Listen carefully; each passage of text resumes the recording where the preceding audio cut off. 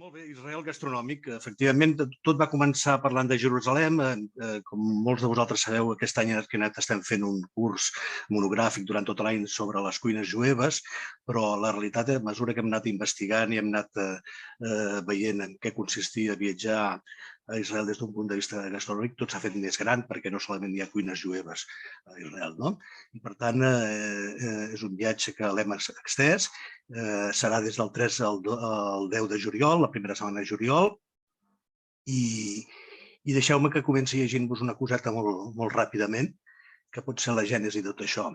Alguns de vosaltres potser ho coneixeu, ho heu sentit alguna vegada, és el Deuteronomi, és un text bíblic. Diu, el Senyor, el teu Déu, et portarà a un país fèrtil, un país de rierols i de fonts, on les aigües abismals afloren per les valls i les muntanyes, i un país de blat i ordi, de vinyes i figueres i magraners, un país d'oliveres, d'oli i de mel, un país on no menjaràs el pa racionat, on no et mancarà res, un país on hi ha pedra de ferro i on podràs extreure coure de les muntanyes. T'alimentaràs fins a saciar-te i donaràs gràcies al Senyor, el teu Déu, del país fèrtil que t'haurà donat. És a dir, un cop llegit això, qualsevol individu que tingui inquietud gastronòmica s'hi tira de cap, perquè amb aquestes promeses que ens donen, Déu al marge, no?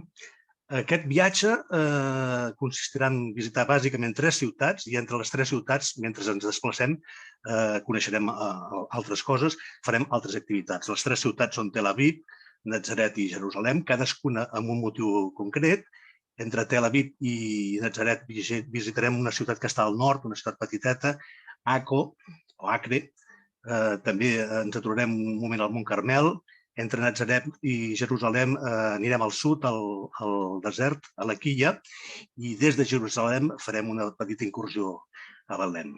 El primer que em va passar quan vaig començar a planificar aquest curs, quan començava a pensar i compartir-ho amb gent, és tenir la meva sogra a casa de visita i vaig començar a explicar-li. I em va dir, l'únic que em va dir va ser, bueno, i la part cultural què?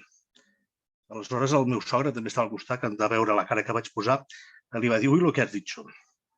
La part cultural és també la part gastronòmica. El nostre enfoc de la gastronomia no és purament hedonística, que també, tingueu molt en compte, també ens agrada disfrutar i sobretot ens agrada disfrutar amb el menjar, però considerem la gastronomia, el menjar i la cuina com un element fonamental per conèixer els països, les comunitats humanes, les civilitzacions, i aquesta, com molts de vosaltres que us he vist aquí sabeu, és la filosofia que fa que fem aquests cursos dedicats a la cuina i al menjar.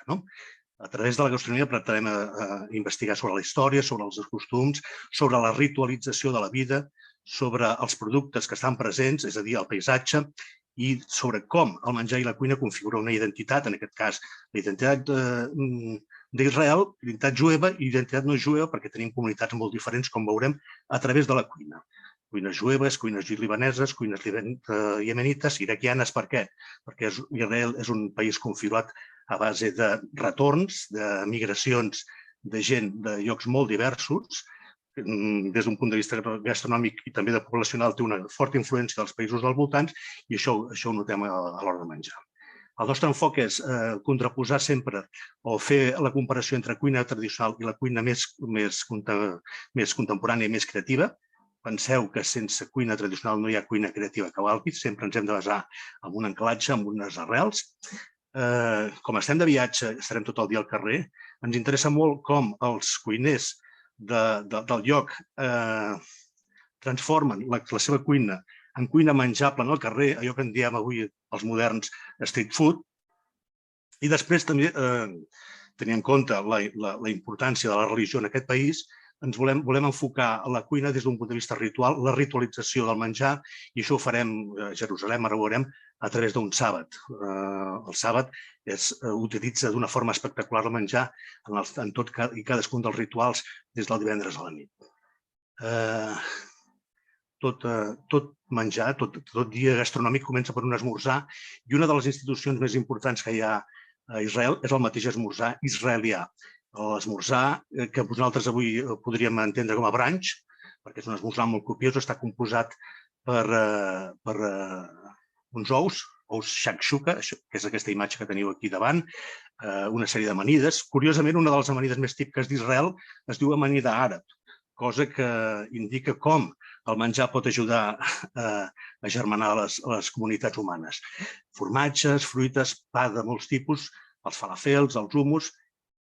El primer àpat que farem serà el segon, perquè arribarem un diumenge al vespre i farem un primer sopar. El primer àpat, diguem, amb contingut cultural important serà aquest esmorzar. Què aprendrem en aquest esmorzar?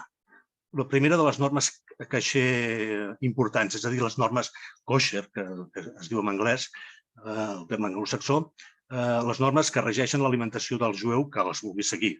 I és la de no barrejar la carn amb un lacti. Com que els esmorzars aquests estan sempre plens de formatges o de lactis, mai hi trobarem, en condicions normals, carn. Evidentment, carn de porc en qualsevol cas mai. La primera ciutat que visitarem serà Tel Aviv. Tel Aviv volem comparar la cuina tradicional amb la cuina contemporània, com us he dit abans. Començarem sopant en un lloc de cara al mar, veurem la posta de sol, i investigarem com els israelis tracten el peix i com el presenten. Anirem a un restaurant de peixos i mariscos i, com veieu a la foto, per exemple, ens el presentaran potser amb cigrons i bledes o espinaques, potser ens faran un coftà, potser ens faran a la parrilla, tenen diverses maneres. Volem veure de moment com són capaços de plantejar el peix, tenint en compte que Israel és un país mediterrani amb molta costa i, per tant, amb molta tradició de peix. A continuació, l'endemà, a cadascuna de les ciutats, com és lògic, passarem estones importants al mercat. El mercat, en aquest cas, és el mercat del Carmel. Al mercat veurem els productes de la zona, els productes frescos, i també tindrem una pista de què tipus de menjar podrem fer al migdia. La nostra funció serà començar a triar, perquè al migdia quedarem lliures i podrem anar a una, dues o tres parades, depèn de la gana que tinguem, serem lliures, en aquest cas serà un menjar lliure, i podrem provar menjars de tot tipus, més tradicionals, més creatius. A la tarda continuarem visitant la ciutat, el carrer Levinsky, la Ciutat Blanca, els edificis de forta influència de la Bauhaus, i intentarem acabar el dia al barri iemenita, per fer precisament aquest contrast. Cuines més creatives i cuines tradicionals, com una malauage amb salsa xuc o potser una sopa de cua de bou típica del Iemen, que s'ha incorporat a la cuina d'Israel. Si volem, després anirem a un rooftop d'algun dels hotels que hi ha a la ciutat i veurem com de moderna, o ells pensen que és moderna, la ciutat de Tel Aviv. Abans d'anar a Nazaret, farem una visita a Acre, com us he dit. A Acre farem dues coses ben diferents. La cultural, entre cometes, com he dit abans, i la cultural gastronòmica. La cultural, entre cometes, coneixerem el món de les creuades, una ciutat important on van succeir coses importants. Hi ha unes restes arqueològiques que val la pena visitar, si no m'equivoco estan en el subsol, però si Acre és una cosa que destaca, i per això hi anem, hi ha una cosa que destaca, és el hummus. Anirem a fer un taller de hummus, coneixerem les diverses hummusies que hi ha, que s'escampen per la ciutat, i cadascun ens explicarà quines són les receptes familiars que fan que un hummus sigui diferent de l'altre. Quan acabem d'Acre, anirem cap a Nazaret. Nazaret és un lloc per conèixer la cuina, sobretot àrab. Nazaret és la ciutat, a part d'això, és la ciutat on va néixer aquest personatge tan famós que té tants seguidors 2.000 anys després. Per tant, algun interès ha de tenir. Però la seva posició geogràfica fa que estigui absolutament envoltada de països de tradició àrab i, per tant, el seu menjar és àrab. Allà farem un taller on ens ensenyaran un dels plats libanesos més interessants, més festius, un plat que per ells és de divendres i, per tant, de festa, la festa dels àrabs, que es diu magluba, un plat que està fet a base d'arròs, d'hortalisses, de pollastre o de xai. Aprofitant que estem en un entorn àrab i que a Nazaret hi ha un mercat, un restaurant interessantíssim que es diu el Babur, investigarem, buscarem els meses, buscarem els Katayev, els Nafe, tots els productes, tots els plats, postres i salats que siguin d'aquest origen, mirarem de tastar-los, però acabarem anant a visitar un lloc d'espècies, sobretot d'espècies, on intentarem que ens expliquin què és això del za'atar, un producte absolutament icònic representatiu del gust, de l'aroma de totes les ciutats d'Israel i de Pròxim Orient en general. El zatar té un doble significat. Per un costat, és una herba aromàtica que s'assembla molt a l'orenga, però per un altre és una barreja, que és la més coneguda, és la barreja d'un conjunt d'espècies, la sàlvia, l'orenga mateixa, la farigola,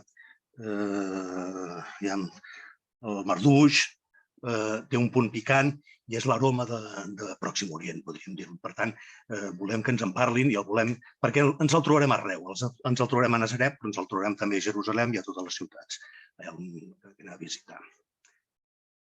Per tant, tenim cuina tradicional, cuina contemporània, cuina d'arrel àrab. Quan anem a Jerusalem parlarem del tema del ritualístic i parlarem més de la cuina jueva. Per què? A Jerusalem hi passarem, i anirem dijous, i passarem dijous, divendres i dissabte. Divendres al vespre, com tots sabeu, és el moment en què s'inicia el sàbat, el moment més important per als jueus. Aquest dia passarem al matí al mercat i veurem com els jueus que celebren el sàbat, siguin més o menys creients, siguin més o menys ortodoxes, s'aprovisionen. Farem com ells, ens aprovisionarem dels productes que necessitem per cuinar, perquè, com sabeu, ells necessiten cuinar durant el divendres perquè el dissabte no poden treballar, no fan res. És un dia, per tant, especialment mogut al mercat i nosaltres ens hi barrejarem. Per què ho farem? Evidentment, farem el mateix que el mercat de Tel Aviv. Mirarem els productes de tot tipus, dinarem allà, cadascú triarà, una sopa de kibeb, un ceviche iraquià, un hashum iemeni, etc. Però el més important és que aquest dia acabarem en una casa d'un jueu, d'un rabí. Hem de decidir quin, tenim diverses opcions, i en aquesta casa ens prepararan un àpat de sàbat tradicional. Vés a saber, per tant, serà un àpat purament ritualístic. Vés a saber si ens faran un xolen de Centroeuropa, on faran uns ous jaminats, com veieu aquí a la dreta, aquests ous foscos són uns ous que es diuen jaminats, o plat de dafina, que és un plat per nosaltres fonamental perquè és el precedent de la nostra escudella, dels cocidos castellans, és del plat del qual ens hem inspirat. I aleshores, probablement, quan siguem en aquesta casa, ens encendrem les dues espelmes, farem la benedicció del vi, farem la benedicció del pa gelot, aquest pa que teniu a la mà esquerra. N'hi haurà dos, un per la nit de divendres i l'altre per al dia dissabte, perquè el dissabte no poden fer més, han de tenir tots dos preparats. I, per tant, com dic, coneixerem l'essència de la cuina jueva, la del dissabte, i coneixerem aquest significat especial que té el menjar per un jueu, ja que l'utilitza com a eina ritual important en el seu dia més important. Recordeu un cop més el text bíblic, que a veure si el puc llegir: 6 dies treballaràs i faràs tota la feina, però el dia setè, dissabte, el consagraràs a Déu etern i no faràs cap feina perquè els 6 dies l'Etern va fer el cel i la terra i el setè dia descansar. És l'aplicació d'aquest precepte. A Jerusalem, per suposat, trobarem més casos en els quals es compleixen els preceptes de l'alimentació caixer. Probablement a Tel Aviv tot això ens ho saltarem més, ja que és una ciutat probablement una mica més, força més cosmopolita. Les visites culturals entre cometes, que dèiem, seran a totes les ciutats, però a Jerusalem, evidentment, sí, anirem a l'església de Nativitat quan anem a Betlem, visitarem el Mont de les Oliveres, anirem a la Via Dolorosa, al Bus de les Lamentacions, al Sant Sepulcre, a l'Esplanada. El dia que marxem anirem segurament a visitar l'Esplanada del Temple abans d'anar cap a l'aeroport. Per tant, no ens hem de preocupar. Sí, anirem a Israel i visitarem els llocs més importants. Quan tornem no direm allò que solament hem menjat, menjarem molt, però visitarem i combinarem les dues coses perquè, en definitiva, estan totalment interrelacionades. La cultura monumental i la cultura del menjar. Com deia, entre ciutats visitarem coses. Jo us volia explicar solament un parell de cosetes més. Volem visitar centres de producció concrets. A Jerusalem, per exemple, visitarem una fàbrica de tahina. La tahina és un ingredient absolutament omnipresent al hummus, però en molts altres plats. I, per tant, és un producte que hem de conèixer. Quan anem al sud, al desert de Negev, visitarem una granja de formatges. Els productes làctics també estan presents en diferents formes, però especialment el formatge de cabra. Visitarem aquest establiment, farem un tast dels seus formatges i coneixerem el seu procés productiu. I a la zona del Mont Carmel, lògicament, hem de conèixer el vi. L'hem mencionat. Hem mencionat les vinyes quan hem dit els 8 fruits d'Israel. Visitarem una bodega, farem un tast i coneixerem quines són les condicions que s'han de donar perquè un vi produït sigui caixer i, per tant, pugui ser consumit segons per tots aquells que volen seguir aquests preceptes. Com veieu, coneixerem cuines de molt diversa índole, de diversa procedència, i ens volem també centrar en dos cuines molt específiques de comunitats humanes petites que podem trobar en 2 punts d'Israel. Quan en el viatge entre Akko i Nazaret ens pararem al Mont Carmel i allà hi ha una comunitat drusa. Els drusos són una comunitat humana que tenen un origen àrab, tenen les seves peculiaritats importants i volem veure com aquestes peculiaritats es traslladen a la seva cuina. Farem un taller i farem un àpat, ja serà el sopar del dia, de cuina drusa al Mont Carmel. Quan siguem al desert, després de visitar la granja, a través d'una interessantíssima organització o una ONG que es diu Sidre, dedicada a la dona beduïna, farem una activitat que a mi em fa molta especial il·lusió i és conèixer la cuina que fan les dones beduïnes, probablement sota d'una tenda, centrant-nos en algun dels plats més icònics d'aquesta comunitat, com és el mansaf, que és un arròs amb xai i amb algunes hortalisses, probablement. Per tant, els drusos i els beduïns també formen part de les cuines d'Israel. En definitiva, coneixerem cultura, però, com us he dit, i si tinc 4 o 5 minuts més, Felip, m'agradaria resumir-ho en plats. Us vull ensenyar plats perquè us vull convèncer que tenim com a mínim 28 raons per anar a Israel. Són aquestes que teniu ara aquí en pantalla, si els veieu. No sé si heu dinat, però a mi, jo he dinat fa una hora i mentre ho preparava em fan venir molta gana, la veritat, i ganes d'anar-hi. 28 raons per anar a Israel. La primera, una coliflor, un bròquil, fet a la brasa i amanit amb tajín. L'he provat fa molt pocs dies aquí a Barcelona, a un restaurant d'una cuinera que és de procedència de Tel Aviv, que ja en parlarem d'aquest restaurant, els que vingueu, perquè és un lloc per visitar, i que l'hem de buscar perquè s'ha de tastar. Sembla ser que és molt habitual trobar aquest plat a diferents llocs, a diferents restaurants d'Israel. Una segona raó, el makluba que us he citat, aquest arròs sensacional, melós, amb hortalisses i amb pollastre.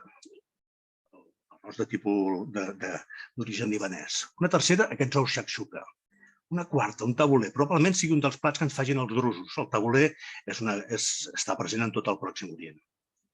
Els nafe, que abans n'hem vist una foto. Els nafe són dolços, és una cuina dolça, d'origen libanesa també, que està feta a base de formatge, de fideus de vell d'àngel, de mel, de fruits secs.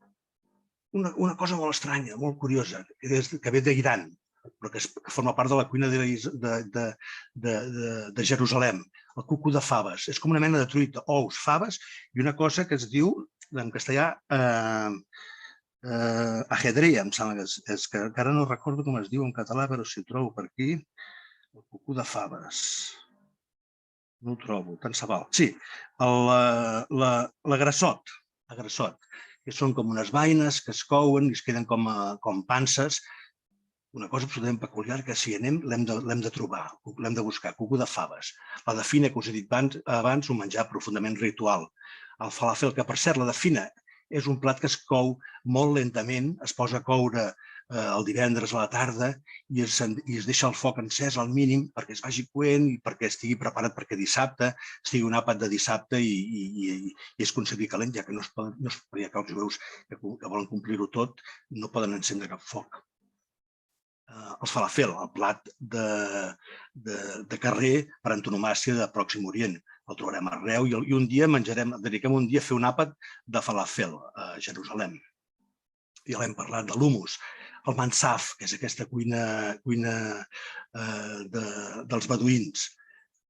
Els latkes, no n'hem parlat, però la cuina jueva té un doble origen. Això és una mica simplificat. Hi ha plats que venen de la tradició sefardita, més del Mediterrani, i altres plats que venen més de la tradició de Centre Europa. I els latkes, que són un plat, ja els hem tastat, els que hem fet el curs d'origen askenazita, de Polònia, Ucrània, de Centre Europa, són unes patates ratllades i fregides amb farina, francament bones. Es poden fer amb patates o amb altre tipus de verdures i donen molt joc. El saví, que és un plat d'origen iraquià, basat en l'ou, amb l'albergínia omnipresent, amb algunes salses, amb herbes aromàtiques, es pot menjar en plat o es pot menjar amb entrepà, com veieu aquí, amb un pa pita, típic plat de carrer. Els katayef són altres postres també d'origen àrab, farcits d'un lacti i de fruits secs. Espero que us vagin entrant ganes. Aquí el shraimei versus el gefilte són dues maneres de cuinar el peix el dia del sàbat. Un és, com veieu pel color, ràpidament veureu que un és de tipus sefardita i l'altre és de tipus askenazita. La de la dreta està cuita, són unes menes de manonguilles cuites bullides, i la de l'esquerra el que importa és la salsa de tomàquet, amb pebrots i amb bitxo, picant segurament. L'important és la salsa més que no pas el peix. El pa gelot, que és el pa del sàbat. Els kibé, que a vegades es poden menjar amb sopa, que estan fets amb bulgur i que són també tan extesos al món de Pròxim Orient, que tot el món jueu, quan viatja, se'ls emporta i a vegades es fan oberts, es fan en forma de pilotilla. És bulgur farcit de carn i de pinyons. Els koftà, que poden ser de peix també, una forma de preparar el peix, com he dit abans. L'amanida àrab, que he dit abans, que maco que l'amanida israeliana més típica es digui amanida àrab, una cosa tan senzilla com el tomàquet, el cogombre, potser ceba, amanida amb oli i llimona i herbes. Té un gust especial, diferent a les amanides que mengem aquí. El babaganoush, que és l'omnipresent albergínia. Una cosa també d'origen askenazita, que és la remolatxa, amanida amb el iogurt i el za'atar. L'amné, que és un lacti, el lacti derivat d'un iogurt que es deixa assecar, que a través d'un colador acaba sent una cosa melosa, espessa, sense suero, sense aigua, i que és tan característic també de la zona. El xalrucà, això és d'origen curt, és una mena de pastís de patata i de pollastre. L'strudel, també askenazita de Centre Europa, farcit de poma normalment. Potser ens el trobarem a Jerusalem, a la Via Dolorosa, algun dels establiments gastronòmics. El koftà de xai, les bureques, tan típiques de la cuina també sefardita, farcides de formatge i d'espinaques. Aquest plat tan fantàstic que és arròs, i tan senzill, arròs, llenties i ceba caramelitzada, una mica dolça, mohatara. És un plat totalment característic que també es pot acabar de rematar amb una mica de iogurt. És un plat totalment característic de la cuina àrab i de l'Orient Mitjà en general. Les carbasses, aquest l'he posat aquí, amb dos elements imprescindibles, culturalment icònics, que és la tahina i el za'atar. Visitarem la fàbrica de tahina i parlarem del za'atar. Amanir una carbassa feta al forn amb aquests dos ingredients és mel. I per acabar, un plat que vaig trobar un dia en un receptari de cuina sobre Jerusalem fet per Ottolenghi, Yotam Ottolenghi, que és un cuiner que viu a Londres, que és d'origen de Jerusalem, i en les seves receptes es nota, i que també vaig trobar un llibre d'un escriptor català que es diu Martí Sales, narrant una història que passava a Turquia, en una ciutat d'Anatòlia, que és aquest. Codonyat farcit de xai, magrana i coriandre. Ja us aviso els que vulgueu venir a aquest viatge, que si el trobem en algun lloc, tot ho canviarem i el anirem a menjar. És fonamental. Deixeu-me que acabi, si tinc un minut més, amb el que va escriure en el seu relat el Martí Sales a propòsit d'aquest plat. És un plat que, repeteixo, Ottolenghi el considera com un plat que podem trobar i que és propi de la cuina de Jerusalem. Diu: ens arriba un codony farcit de xai i magranes. La tardor emplatada. El codony, estovat a punt de la cocció, no perd la fermesa i el seu gust, dolçor i àcid alhora, amanyaga la carn esfilassada reconcentrada. De tant en tant, la magrana explota entre les dents com un coet per celebrar la festa. Amb la cara devem pagar perquè el cambrer s'acosta i ens diu que no ens preocupem, que sovint la gent que va a Silla, que és aquesta ciutat d'Anatòlia turca, es posa a plorar i que el plor de pura felicitat no triga a escampar-se per les taules i això emociona i fa gràcia veure tants desconeguts s'englotant plegats davant dels plats. Fora vergonyes, agermanats en la demostració pública de la sensibilitat del paladar. Què vull dir amb això? Vull dir que si vull fer aquest viatge i vull compartir-lo amb els que a vosaltres us interessi, és per arribar a aquesta demostració pública de sensibilitat del paladar. És un lloc ideal, és un lloc on la paraula fusió pren tot el seu sentit, perquè és un lloc on s'amalgamen tradicions culinàries diverses de llocs absolutament diferents.